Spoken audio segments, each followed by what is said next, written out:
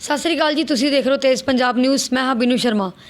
ਕਹਿੰਦੇ ਨੇ ਜਿਹੜੇ ਮੋਦੀ ਭਗਤ ਨੇ ਆਪਣੇ ਆਪ 'ਚ ਅਲੱਗ ਹੁੰਦੇ ਨੇ, ਡਿਫਰੈਂਟ ਹੁੰਦੇ ਨੇ। ਸਾਡੇ ਨਾਲ ਇਸ ਸਮੇਂ ਮੋਦੀ ਭਗਤ ਮੌਜੂਦ ਨੇ, ਰੌਕੀ ਮਿੱਤਲ ਜੀ। ਪਰ ਉਹ ਕਾਫੀ ਸਮੇਂ ਤੋਂ ਮੋਦੀ ਜੀ ਲਈ ਗਾਉਂਦੇ ਆਏ ਨੇ, ਉਹਨਾਂ ਦੇ ਗਾਣੇ ਲਿਖਦੇ ਆਏ ਨੇ। ਪਰ ਅਜਿਹਾ ਕੀ ਹੋਇਆ ਕਿ ਇੱਕਦਮ ਮੋਦੀ ਜੀ ਦੇ ਗਾਣੇ ਲਿਖਣੇ ਬੰਦ ਕਰਤੇ। ਉਹਨਾਂ ਦੇ ਇਸ ਖਾਸ ਮੌਕੇ 'ਤੇ ਗੱਲਬਾਤ ਕਰਦੇ ਹਾਂ। ਹੋਰ ਵੀ ਕਈ ਸਾਰੇ ਅਜਿਹੇ ਮੁੱਦੇ ਨੇ ਜਿਨ੍ਹਾਂ 'ਤੇ ਉਹਨਾਂ ਦੇ ਵਿਚਾਰ ਸਾਂਝੇ ਕਰਾਂਗੇ। ਤੁਹਾਡਾ ਬਹੁਤ ਬਹੁਤ ਸਵਾਗਤ ਹੈ। ਸਵਾਗਤ ਹੈ ਜੀ। ਤੁਸੀਂ ਮੋਦੀ ਭਗਤ ਹੋ, ਤੁਸੀਂ ਮੋਦੀ ਭਗਤ ਲਈ ਹੀ ਜਾਣੇ ਜਾਂਦੇ ਹੋ ਕਿ ਪੰਚਕੂਲਾ 'ਚ ਪੂਰੀ ਟਰਾਈ ਸਿਟੀ ਨੂੰ ਪਤਾ ਕਿ ਤੁਸੀਂ ਮੋਦੀ ਜੀ ਲਈ ਗਾਣੇ ਲਿਖਦੇ ਸੀ ਸਾਲ 2000। ਹਾਂ, ਪੂਰੇ ਇੰਡੀਆ ਨੂੰ ਪਤਾ ਹੈ। ਅਜਿਹਾ ਕੀ ਹੋਇਆ ਕਿ ਮੋਦੀ ਜੀ ਲਈ ਗਾਣੇ ਤੁਸੀਂ ਲਿਖਣੇ बंद करते? ਕੀ ਕਾਰਨ ਹੋ ਸਕਦਾ है?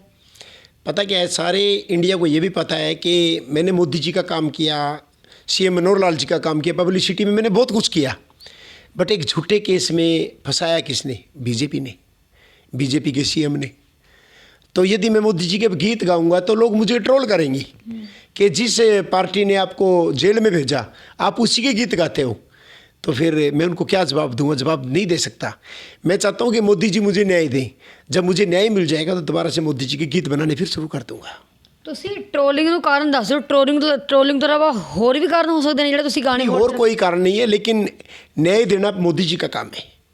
क्योंकि सज़ा भी किस में देते हैं? कोई सज़ा, मान लो कोई गुनहगार हूँ तो सज़ा मिले, यदि कोई गुनाह ही नहीं किया तो उसकी सज़ा मिले, वो गलत है ना।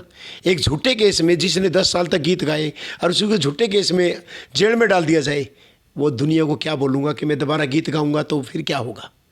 नहीं होना चाहिए कभी भी। मान लो रॉकी जी जेकर इंसाफ नहीं मिलता, 1 या 2 मिनट ਲਈ मान लो, फिर ਤੁਸੀਂ ਕੀ ਪੱਕੇ ਤੌਰ ਤੇ ਸਾਥ ਛੱਡ ਦੋਗੇ ਮੋਦੀ ਜੀ ਦਾ? नहीं, 1 साल तो मैं साइलेंट हाँ, साइलेंट ही रहांगा।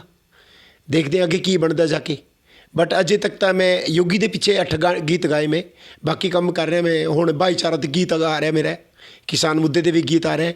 बट जदों तक न्याय नहीं मिलता मैं मोदी जी ते गीत नहीं गावांगा। ਮੋਦੀ ਸਰਕਾਰ ਇਸ ਸਮੇਂ ਬਹੁਤ ਪੂਰੀ ਤਰ੍ਹਾਂ ਹਾਈਲਾਈਟ ਹੋ ਰਹੀ ਹੈ। ਹਾਲਾਂਕਿ ਬਾਕੀ ਸਰਕਾਰਾਂ ਵੀ ਹੋ ਰਹੀਆਂ ਨੇ, ਭਾਵੇਂ ਉਹ ਕਾਂਗਰਸ ਹੈ ਜਾਂ ਹੋਰ ਪਾਰਟੀਆਂ ਨੇ, ਉਹਨਾਂ ਨੂੰ ਨਾਮ ਨਹੀਂ ਲਵਾਂਗੇ। ਪਰ ਇਸ ਸਮੇਂ ਬੀਜੇਪੀ ਸਰਕਾਰ ਨੂੰ ਜ਼ਿਆਦਾ ਜਿਹੜਾ ਹੈਗਾ ਹਾਈਲਾਈਟ ਕੀਤਾ ਜਾ ਰਿਹਾ। ਲੋਕਾਂ ਦਾ ਕਹਿਣਾ ਕਿ ਜਿਹੜੀ ਮਹਿੰਗਾਈ ਵਧੀ ਆ ਉਹਦੇ ਵੀ ਜ਼ਿੰਮੇਦਾਰ ਨਰਿੰਦਰ ਮੋਦੀ ਜੀ ਨੇ। ਜਿਹੜੀ ਕਿਸਾਨਾਂ ਦੀ ਮੌਤ ਹੋ ਰਹੀ ਹੈ ਉਹਦੇ ਲਈ ਵੀ ਬੀਜੇਪੀ ਸਰਕਾਰ ਜ਼ਿੰਮੇਵਾਰ ਹੈ। ਕੀ ਕਹਿਣਾ ਚਾਹੋਗੇ? मैं ਇਹਦੇ ਬਾਰੇ एक ही गल कहांगा, ਪੈਟਰੋਲ ਡੀਜ਼ਲ ਦੀ ਕੀਮਤਾਂ ਲਈ ਜਿਹੜੇ ਮੋਦੀ ਜੀ ਨੇ ਉਹ ਬੈਸਟ ਨੇ, ਬੈਟਰ ਨੇਤਾ ਨੇ, ਇੱਕਦਮ ਆਲ ਵਰਲਡ ਦੇ ਫੇਮਸ ਨੇਤਾ ਨੇ। ਬਟ ਜਿਹੜੀ ਥੱਲੇ ਵਾਲੀ ਟੀਮ ਹੈ ਨਾ, ਉਹ ਕਿਤੇ ਨਾ ਕਿਤੇ ਉਹ ਗੁੰਮਰਾਹ ਕਰ ਰਹੀ ਹੈ। ਉਹ ਉਨਾ ਵਧੀਆ ਕੰਮ ਨਹੀਂ ਕਰ ਪਾ ਰਹੀ ਜਿੱਦਾਂ ਮੋਦੀ ਜੀ ਕਰਦੇ ਨੇ, ਯੋਗੀ ਜੀ ਕਰਦੇ ਨੇ। ਹੁਣ ਤੁਸੀਂ ਯੋਗੀ ਜੀ ਨੇ ਦੇਖੋ, ਉਹ ਵੀ ਤਾਂ ਬੀਜੇਪੀ ਦੇ ਮੁੱਖ ਮੰਤਰੀ ਨੇ। ਉਹਨਾਂ ਦਾ ਕੰਮ ਕਰਨ ਦਾ ਤਰੀਕਾ ਦੇਖੋ, ਉਹਨਾਂ ਦੀ ਪਾਪੂਲਰਿਟੀ ਦੇਖੋ, ਵਰਲਡ ਦੇ ਉਹ ਵੀ ਫੇਮਸ ਨੇ ਜਿੱਦਾਂ ਮੋਦੀ ਜੀ ਨੇ। ਅਤੇ ਇਹਦੇ ਸ਼ਿਵ ਕੁਮਾਰ ਚੌਹਾਨ ਦੇਖੋ ਤੁਸੀਂ, ਜਿਹੜੇ ਵੀ ਹੁਣ ਉਪ ਚੁਣਾਵ ਹੋਏ ਸਾਰੇ ਜਿੱਤ ਗਏ। ਉਹ ਆਪਣੀ ਆਪਣੀ ਇੱਕ ਪਾਪੂਲਰਿਟੀ ਹੁੰਦੀ ਹੈ। ਜਿੱਦਾਂ ਆਪਣਾ ਹਰਿਆਣਾ ਦੇ ਆਪਾਂ ਕਹਿ ਨਹੀਂ ਸਕਦੇ, हिमाचल हुण सारे आप चुनाव हार गए, उपचुनाव हरियाणा हार गए, सैकंड चुनाव भी हार गए। क्योंकि वो कमी किते न किते थल्ले वाले नेता की है। मोदी जी कमी नहीं है, वो थल्ले वाले नेता की कमी है। उन्होंने सोचना पैना भी थल्ले वाले नेता नूं किद्दां सैट करना है। ਬੀਜੇਪੀ ਦੀ ਇੰਨੇ ਸਾਲ ਸੇਵਾ ਕੀਤੀ, ਉਹਨਾਂ ਨੂੰ ਤੁਸੀਂ ਪੂਰੀ ਮਤਲਬ ਡੈਡੀਕੇਸ਼ਨ ਪੂਰੀ ਲਾਈਫ ਹੀ ਲਗਾ ਦਿੱਤੀ ਹੈ। ਕਿ ਉਹਦਾ ਜਿਹੜਾ ਸਿਲਾ ਉਹਨਾਂ ਨੇ ਇਹੀ ਦਿੱਤਾ ਕਿ ਤੁਹਾਨੂੰ ਝੂਠੇ ਕੇਸ ਤੇ ये थोड़ा सिला है, अच्छा सिला दिया तूने मेरे प्यार का। उसने जेल भेज दिया, इससे पर क्या करेंगे? जेल भी क्यों भेज दिया? क्योंकि मैं पॉपुलर बहुत ज़्यादा था। उन्होंने सोचा कि वो ਇਹਦੀ ਪॉपुलरिटी बहुत ज़्यादा है, ਇਹਨੂੰ ਥੱਲੇ ਕਰੀਏ, ਦਬਾਈਏ। ਉਹੀ ਤਾਂ ਹੀ ਕਰਕੇ ਉਹਨੇ ਝੂਠੇ ਕੇਸ ਤੇ ਅੰਦਰ ਪਾਇਆ, ਫਿਰ ਬਾਹਰ ਵੀ ਕੱਢਤਾ। ਬਾਹਰ ਕਢਾਉਣ 'ਤੇ ਮੋਦੀ ਦਾ ਹੀ ਹੱਥ ਹੈ, ਮੋਦੀ ਨੇ ਕਢਾਇਆ ਬਾਹਰ। ਬਟ ਸੀਐਮ ਨੇ ਕੋਈ ਕਸਰ ਨਹੀਂ ਛੱਡੀ ਮੈਨੂੰ ਦਬਾਉਣ ਵਾਸਤੇ, ਲੇਕਿਨ ਉਹ ਦਬਾ ਨਹੀਂ ਸਕਿਆ। ਉਸ ਸਮੇਂ ਸਭ ਤੋਂ ਵੱਡੀ ਚੁਣੌਤੀ ਇਹੀ ਰਹੀ ਸੀ ਕਿ ਤੁਹਾਡੀ ਕਰੀਅਰ, ਤੁਹਾਡੀ ਇਮੇਜ 'ਤੇ ਇਫੈਕਟ ਪਏਗਾ ਕਿਤੇ ਨਾ ਕਿਤੇ। ਇਮੇਜ ਖਤਮ ਕਰਨ ਦੀ ਕੋਸ਼ਿਸ਼ ਕੀਤੀ। ਫਿਰ ਕਹਿੰਦੇ ਨਾ, ਇਮੇਜ ਤਾਂ ਪਰਮਾਤਮਾ ਦੇ ਹੱਥ 'ਤੇ ਹੈ, ਇਨਸਾਨ ਕਦੇ ਖਤਮ ਨਹੀਂ ਕਰ ਸਕਦਾ। ਜਿਹੜੇ ਮੈਨੂੰ ਖਤਮ ਕਰਨ ਚੱਲੇ ਸੀਗੇ ਉਹ ਖੁਦ ਹੀ ਖਤਮ ਹੋ ਕੇ ਰਹਿ ਗਏ। ਅੱਜ ਖੁਦ ਖਤਮ ਨੇ।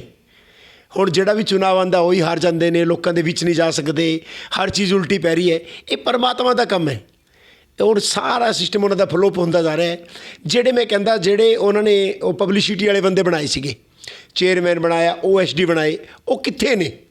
ਹੁਣ ਅਸੀਂ ਇਲਾਹਾਬਾਦ ਚੁਣਾਵ ਹਾਰ ਗਏ, ਉਹ ਕਿੱਥੇ ਨੇ? ਉਹਨਾਂ ਨੇ ਕਿੱਥੇ ਪ੍ਰਚਾਰ ਕੀਤਾ? ਕੋਈ ਸੀਐਮ ਸਾਹਿਬ ਦਾ ਗਾਣਾ ਨਹੀਂ ਆਇਆ, ਕੋਈ ਇਲਾਹਾਬਾਦ ਜਾ ਕੇ ਚੁਣਾਵ ਪ੍ਰਚਾਰ ਨਹੀਂ ਕੀਤਾ। ਜਦੋਂ ਰੌਕੀ ਮਿੱਤਲ ਹੁੰਦਾ ਸੀਗਾ ਕੋਈ ਚੁਣਾਵ ਨਹੀਂ ਹਾਰਦੇ ਸੀਗੇ। ਹਰ ਵਾਰ ਉਹਨਾਂ ਨੇ ਸਰਕਾਰ ਬਣਾਉਣੀ। ਜਿੱਥੇ ਰੌਕੀ ਮਿੱਤਲ ਚਲਾ ਗਿਆ ਹਰ ਵਾਰ ਉਹਨਾਂ ਨੇ ਚੋਣਾਂ 'ਤੇ ਵਧੀਆ ਤਰੀਕੇ ਨਾਲ ਜਿੱਤ ਜਾਣਾ। ਹੁਣ ਕਿੱਥੇ ਗਏ ਉਹ? ਮੈਨੂੰ ਕੱਢਣ ਤੋਂ ਬਾਅਦ ਇਹਨਾਂ ਨੇ 6-7 ਬੰਦੇ ਬਣਾਏ, ਉਹ ਕਿੱਥੇ ਨੇ? ਕਿੱਥੇ ਪਬਲਿਸਿਟੀ ਹੈ? ਕਿੱਥੇ ਕਰੋੜਾਂ ਰੁਪਏ ਖਰਚ ਕਰਕੇ ਕਿੱਥੇ ਪਬਲਿਸਿਟੀ? ਮੈਂ ਪੁੱਛਣਾ ਚਾਹੁੰਦਾ, 250 ਕਰੋੜ ਰੁਪਇਆ 1 ਸਾਲ ਦਾ ਜਿੱਦਾਂ ਖਤਮ ਲੱਗਦਾ ਹੈ, ਉਹ ਕਿੱਥੇ ਹੈ ਪਬਲਿਸਿਟੀ ਦਾ ਪੈਸਾ? ਬੀਜੇਪੀ ਸਰਕਾਰ ਸਿਰਫ ਦਬਾਉਣਾ ਹੀ ਜਾਣਦੀ ਹੈ। ਬਈ ਮੈਨੂੰ ਉਹਨਾਂ ਦਾ ਕੰਮ ਕੀ ਹੈ? ਬਈ ਜਿਹੜੇ ਬੰਦੇ ਕੰਮ ਕਰਨ ਵਾਲੇ ਉਹਨਾਂ ਨੂੰ ਦਬਾਓ, ਜਿਹੜੇ ਬੰਦੇ ਚਾਪਲੂਸ ਨੇ, ਚਮਚਾਗਿਰੀ ਕਰਦੇ ਨੇ, ਉਹਨਾਂ ਨੂੰ ਅੱਗੇ ਲੈ ਕੇ ਆਓ। ਅਸੀਂ ਚਮਚਾਗਿਰੀ ਨਹੀਂ ਕਰ ਸਕਦੇ, ਚਾਪਲੂਸੀ ਨਹੀਂ ਕਰ ਸਕਦੇ। ਸੱਚ ਨੂੰ ਸੱਚ ਕਹਾਂਗੇ, ਝੂਠ ਨੂੰ ਝੂਠ ਕਹਾਂਗੇ। ਸਾਡੇ ਸਾਥੋਂ ਚਮਚਾਗਿਰੀ ਨਹੀਂ ਹੁੰਦੀ। ਜੋ ਮਰਜ਼ੀ ਹੋਣ, ਚਾਹੇ ਸਜ਼ਾਵਾਂ 1 ਵਾਰ ਜੇਲ੍ਹ ਜਾਵੇ ਬੰਦਾ, 2 ਵਾਰ ਜਾਵੇ, ਕੋਈ ਚੱਕਰ ਨਹੀਂ, ਬਟ ਅਸੀਂ ਸੱਚ ਬੋਲਾਂਗੇ, ਇਮਾਨਦਾਰੀ ਨਾਲ ਕੰਮ ਕਰਾਂਗੇ। ਜਿੱਦਾਂ ਸਿੱਧੂ ਤੇ ਚੰਨੀ ਦੀ ਜੋੜੀ ਹੈ, ਸ਼ਾਹ ਤੇ ਮੋਦੀ ਦੀ ਜੋੜੀ, ਸ਼ਾਹ ਤੇ ਮੋਦੀ ਦੀ ਜੋੜੀ, ਜੇਕਰ ਦੋਨਾਂ ਨੂੰ ਕੰਪੈਰੀਜ਼ਨ ਕਰੀਏ ਤਾਂ ਕੀ ਅੰਤਰ ਦੇਖਦੇ ਹੋ ਕਿ ਇਹ ਵੀ ਉਸ ਤਰ੍ਹਾਂ ਦੀ ਜੋੜੀ ਸਾਬਤ ਹੋ ਸਕਦੀ ਹੈ ਜਿੱਦਾਂ ਸ਼ਾਹ ਤੇ ਮੋਦੀ ਜੀ ਦੀ ਜੋੜੀ ਹੈ? ਦੇਖੋ, ਮੈਨੂੰ ਲੱਗਦਾ ਸੀਗਾ ਵੀ ਜਿੱਦਾਂ ਪੰਜਾਬ 20-25 ਸੀਟਾਂ ਆਣੀਆਂ ਜਦੋਂ ਕੈਪਟਨ ਅਮਰਿੰਦਰ ਸੀਗੇ CM, ਹੁਣ ਜਿੱਦਾਂ ਉਹਨਾਂ ਦਾ ਇੱਕ ਸਿਸਟਮ ਚੱਲ ਰਿਹਾ ਹੈ, ਕੰਮ ਕਰਨ ਦਾ ਤਰੀਕਾ ਹੈ, ਉਹ ਕਾਫੀ ਗਰੋਥ ਕਰ ਗਏ। ਅਤੇ ਪਿੱਛੇ ਲੱਗਿਆ ਸੀਗਾ ਵੀ ਸਿੱਧੂ ਸਾਹਿਬ ਦੀ ਉਹਦੀ ਲੜਾਈਆਂ ਚੱਲ ਰਹੀਆਂ, ਹੋ ਸਕਦਾ ਕਿ ਕਾਂਗਰਸ ਨੂੰ ਲੋਸ ਹੋ ਜੇ, ਬਟ ਮੈਂ ਵਿਦਆਊਟ ਪਾਰਟੀ ਬੋਲਾਂਗਾ। ਇਹ ਨਹੀਂ ਹੈ ਕਿ ਮੈਂ BJP ਦਾ ਤਾਂ ਕਰਕੇ ਬੋਲ ਰਿਹਾ, ਵਿਦਆਊਟ, ਮੰਨ ਲਓ ਜਿੱਦਾਂ ਆਮ ਬੰਦਾ, ਆਮ ਵੋਟਰ ਹਾਂ। ਅਤੇ ਹੁਣ ਮੈਨੂੰ ਲੱਗਦਾ ਹੈ ਆਮ ਆਦਮੀ ਪਾਰਟੀ ਦੀ ਔਰ ਕਾਂਗਰਸ ਦੀ ਆਮਣੇ ਸਾਹਮਣੇ ਦੀ ਫਾਈਟ ਹੋਏਗੀ, ਕਿਉਂਕਿ ਚੰਨੀ ਦੀ ਔਰ ਸਿੱਧੂ ਦੀ ਜਿਹੜੀ ਜੋੜੀ ਹੈ ਨਾ, ਜਿੱਦਾਂ ਮੋਦੀ ਸਾਹਿਬ ਦੀ ਜੋੜੀ ਕਮਾਲ ਕਰਦੀ ਹੈ, ਉਹ ਇੱਦਾਂ ਪੰਜਾਬ ਕਰ ਰਹੀ ਹੈ। ਇੱਕ ਮੈਂ ਕਹਿੰਦਾ ਬਈ ਇਹਨਾਂ ਦੀ ਇੱਕ ਜੋੜੀ ਹੈ ਜਿਹੜਾ ਆਮ ਪਬਲਿਕ 'ਤੇ ਇੱਕਦਮ ਫੇਮਸ ਹੋ ਗਿਆ, ਇੱਕਦਮ ਕੰਮ ਕਰਨ ਦਾ ਤਰੀਕਾ ਇਹਨਾਂ ਦਾ, ਆਮ ਪਬਲਿਕ 'ਤੇ ਜਾਣਾ ਅਤੇ ਨਸ਼ਿਆਂ ਬਾਰੇ ਬੋਲਣਾ, ਅਤੇ ਵਧੀਆ ਹੈ। ਹੁਣ ਹੋ ਸਕਦਾ ਹੈ ਕਿ ਕਾਂਗਰਸ ਦੁਬਾਰਾ ਵੀ ਆ ਜਾਏ, ਬਟ ਜਿੱਥੇ ਆਪ ਪਾਰਟੀ ਦੀ ਪ੍ਰੋਬਲਮ ਹੈ, ਉਹਨਾਂ ਦੀ ਪਿਛਲੀ ਵਾਰ ਵੀ ਪ੍ਰੋਬਲਮ ਸੀਗੀ, ਪਿਛਲੀ ਵਾਰ ਵੀ ਉਹਨਾਂ ਨੇ ਆ ਜਾਣਾ ਸੀਗਾ, ਬਟ ਉਹਨਾਂ ਨੇ CM ਦਾ ਚਿਹਰਾ ਡਿਕਲੇਅਰ ਨਹੀਂ ਕੀਤਾ ਸੀਗਾ। ਐਤਕੀ ਵੀ ਉਹੀ ਗਲਤੀ ਕਰ ਰਹੇ ਨੇ। ਇਹਨਾਂ ਨੂੰ ਚਾਹੀਦਾ ਕਿ ਜਲਦ ਤੋਂ ਜਲਦ ਭਗਵੰਤ ਮਾਨ ਨੂੰ ਚਿਹਰਾ ਡਿਕਲੇਅਰ ਕਰਨ ਐਜ਼ ਏ CM, ਕਿਉਂਕਿ ਸਭ ਤੋਂ ਜ਼ਿਆਦਾ ਆਪ ਪਾਰਟੀ ਦੀ ਮਿਹਨਤ ਭਗਵੰਤ ਮਾਨ ਜੀ ਨੇ ਕੀਤੀ ਹੈ। ਔਰ ਮੈਂ ਤਾਂ ਖੁਸ਼ ਹਾਂ, ਕਿਉਂਕਿ ਉਹ ਵੀ ਇੱਕ ਆਰਟਿਸਟ ਨੇ ਔਰ ਸਿੱਧੂ ਸਾਹਿਬ ਵੀ ਇੱਕ ਆਰਟਿਸਟ ਨੇ, ਆਪਾਂ ਵੀ ਇੱਕ ਆਰਟਿਸਟ ਹਾਂ।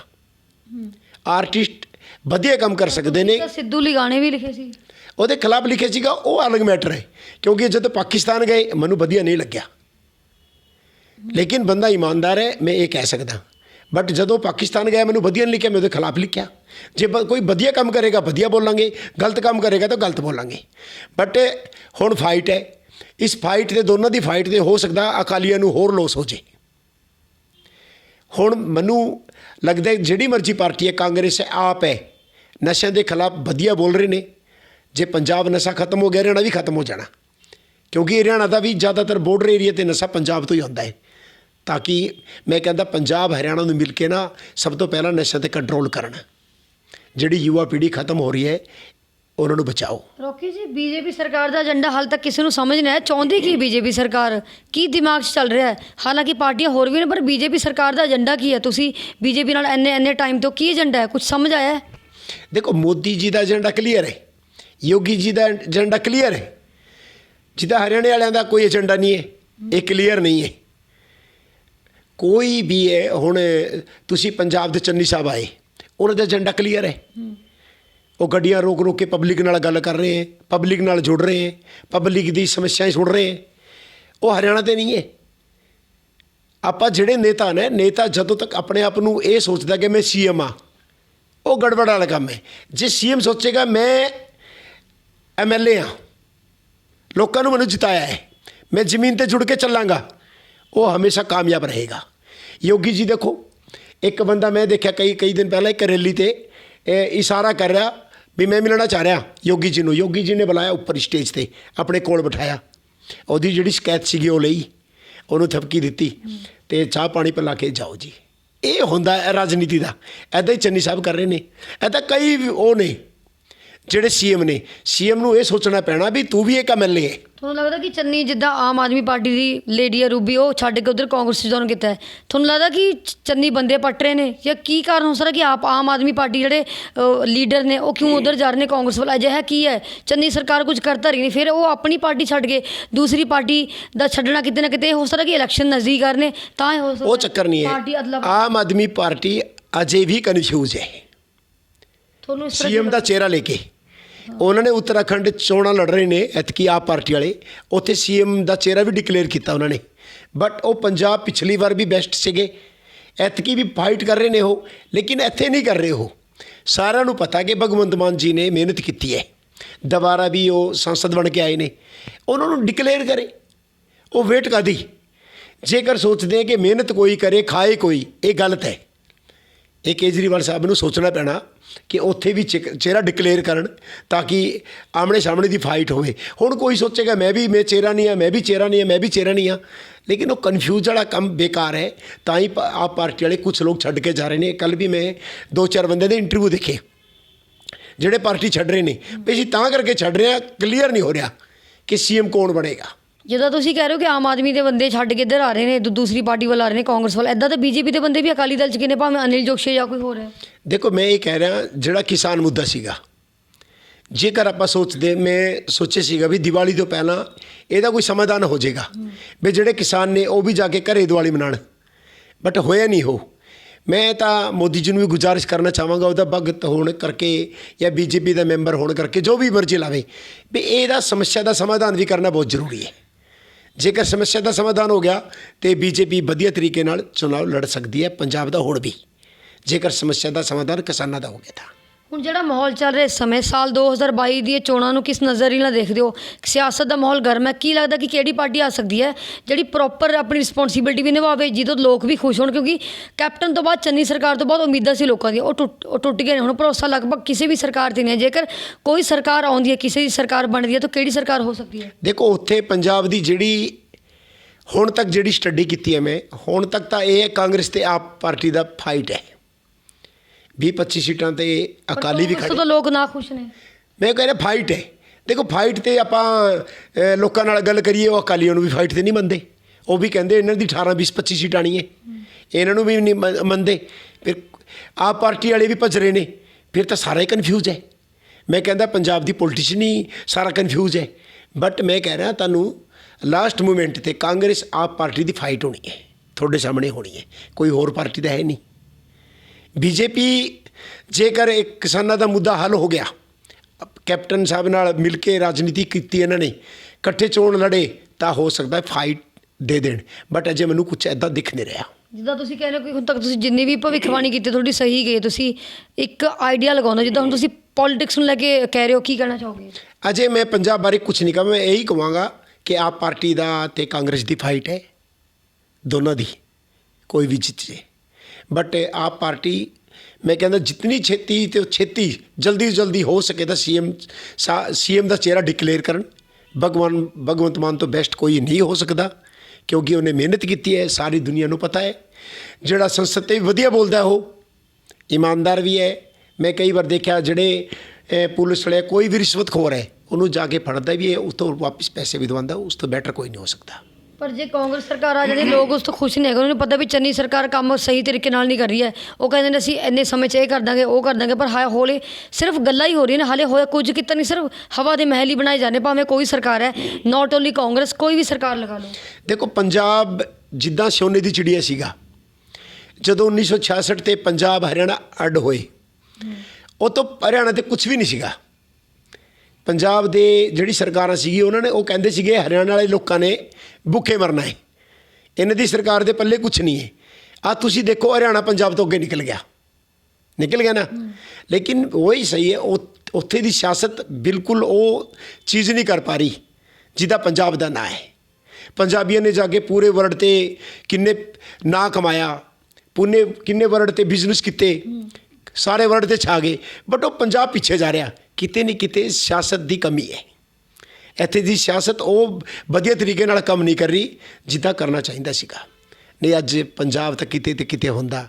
ਪੰਜਾਬ ਨਸ਼ਿਆਂ ਨੇ ਖਾ ਲਿਆ। ਕਮੀ ਕਿਹਦੀ ਹੈ? ਪੋਲੀਟਿਕਸ ਦੀ। ਸਾਰੀ ਜਿਹੜੀ ਮਾਈਨਿੰਗ ਹੈ ਖਾ ਗਏ ਨੇਤਾ। ਪ੍ਰੋਬਲਮ ਕਿਹਦੀ ਹੈ? ਨੇਤਿਆਂ ਦੀ। ਬੱਸਾਂ ਚੱਲ ਰਹੀਆਂ, ਹਰ ਚੀਜ਼ ਪ੍ਰਾਈਵੇਟ ਚੱਲ ਰਹੀ ਹੈ, ਲੋਕੀ ਜੇਬਾਂ ਭਰ ਰਹੇ ਨੇ, ਭ੍ਰਸ਼ਟਾਚਾਰ ਇੰਨਾ ਹੈ। ਪ੍ਰੋਬਲਮ ਕਿਹਦੀ ਹੈ? ਸਿਆਸਤਦਾਨਾਂ ਦੀ। ਸਿਆਸਤ ਜਦੋਂ ਪੰਜਾਬ ਦੀ ਠੀਕ ਹੋ ਗਈ, ਫਿਰ ਇੰਡੀਆ ਦਾ ਨੰਬਰ 1 ਬਣੇਗਾ, ਫਿਰ ਇੰਡੀਆ ਦਾ ਸਿਰਮੌਰ ਬਣੇਗਾ। ਅਤੇ ਜਦੋਂ ਤੱਕ ਮੰਨ ਲਓ ਸਿਆਸਤ ਠੀਕ ਨਹੀਂ ਕੰਮ ਕਰੇਗੀ, ਕੁਛ ਨਹੀਂ ਹੋਣਾ। ਪੰਜਾਬ ਨੂੰ ਡੁਬੋਣ ਵਾਲੇ ਸਿਆਸਤਦਾਨ ਨੇ, ਨੇਤਾ ਨੇ, ਹੋਰ ਕੋਈ ਨਹੀਂ। ਬੀਜੇਪੀ ਸਰਕਾਰ ਨੂੰ ਲੈ ਕੇ ਹੁਣ ਤੁਹਾਡੇ ਕੀ ਫਿਊਚਰ ਪਲਾਨਸ ਨੇ? ਕਿਹੜੀ ਚੀਜ਼ਾਂ 'ਤੇ ਵਰਕਆਊਟ ਕਰ ਰਹੇ ਹੋ? ਦੇਖੋ ਮੈਂ ਤਾਂ ਕਹਿ ਰਿਹਾ ਕਿ ਤਾਂ ਕਿਸਾਨ ਮੁੱਦਾ ਨੂੰ ਹੱਲ ਕਰੋ, ਕਿਸਾਨਾਂ ਦੇ ਨਾਲ ਮੀਟਿੰਗ ਕਰੋ, ਉਹਨਾਂ ਨੂੰ ਪੁੱਛੋ, ਆਪਣੀ ਗੱਲ ਕਰੋ, ਉਹਨਾਂ ਨੂੰ ਆਪਣੀ ਦੱਸੋ, ਉਹਨਾਂ ਦੀ ਵੀ ਸੁਣੋ। ਕੋਸ਼ਿਸ਼ ਕੀਤੀ ਤੁਸੀਂ ਕਿਸਾਨਾਂ ਨਾਲ ਜਾ ਕੇ ਗੱਲਬਾਤ ਕਰੋ? ਮੈਨੂੰ ਮੋਦੀ ਜੀ ਡਿਊਟੀ ਲਾ ਦੇਣ ਤਾਂ ਕੋਈ ਚੱਕਰ ਹੀ ਨਹੀਂ ਹੈ। ਪਹਿਲਾਂ ਇਹੋ ਜਿਹੇ ਮੈਂ ਪਹਿਲਾਂ ਇੱਕ ਹੋਰ ਸੁਧਾਰ ਤੇ ਬਤੌਰ ਮਤਲਬ ਤੁਸੀਂ ਤਾਂ ਬੀਜੇਪੀ ਪਾਰਟੀ 'ਚੋਂ ਮਤਲਬ ਮੋਦੀ ਜੀ ਜੇਕਰ ਕਹਿਣਗੇ ਤੁਸੀਂ ਤਾਂ ਹੀ ਜਾਓਗੇ, ਜੇਕਰ ਤੁਹਾਡਾ ਆਪਣਾ ਕੋਈ ਇਨਸਾਨੀ ਤੌਰ ਤੇ ਫਰਜ਼ ਬਣਦਾ ਤੁਸੀਂ ਨਹੀਂ ਕਿਸਾਨ ਮੈਂ ਕਿੱਦਾਂ ਗੱਲ ਕਰ ਸਕਦਾ? ਮੈਂ ਕਿਸਾਨਾਂ ਨੂੰ ਆਸ਼ਵਾਸਨ ਦੇ ਦਿਆਂ, ਅੱਗੇ ਮੇਰੀ ਕੋਈ ਸੁਣੇ ਨਾ, ਮੈਂ ਕਿੱਦਾਂ ਕਵਾਂਗਾ? ਮੈਂ ਤਾਂ ਖੁਦ ਕਿਸਾਨ ਹਾਂ, ਖੁਦ ਆੜ੍ਹਤੀ ਹਾਂ। ਮੈਂ ਉਹਨਾਂ ਬਾਰੇ ਜ਼ਿਆਦਾ ਕਮੈਂਟ ਨਹੀਂ ਕਰਦਾ। ਮੋਦੀ ਜੀ ਮੇਰੀ ਡਿਊਟੀ ਲਾਣ ਮੈਂ ਕਰਾਂਗਾ।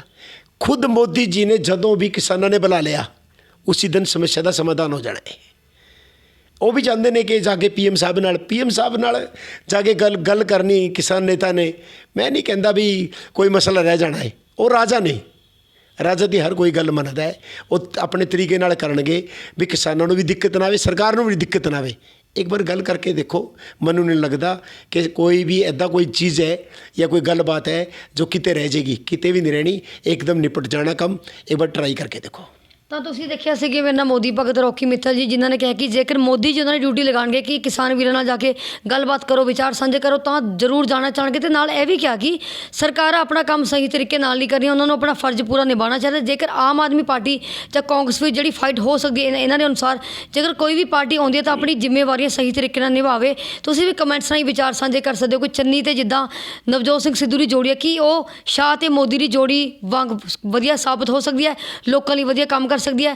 ਬਣੇ ਰਹੋ ਤੇਜ਼ ਪੰਜਾਬ ਨਿਊਜ਼ ਨਾਲ।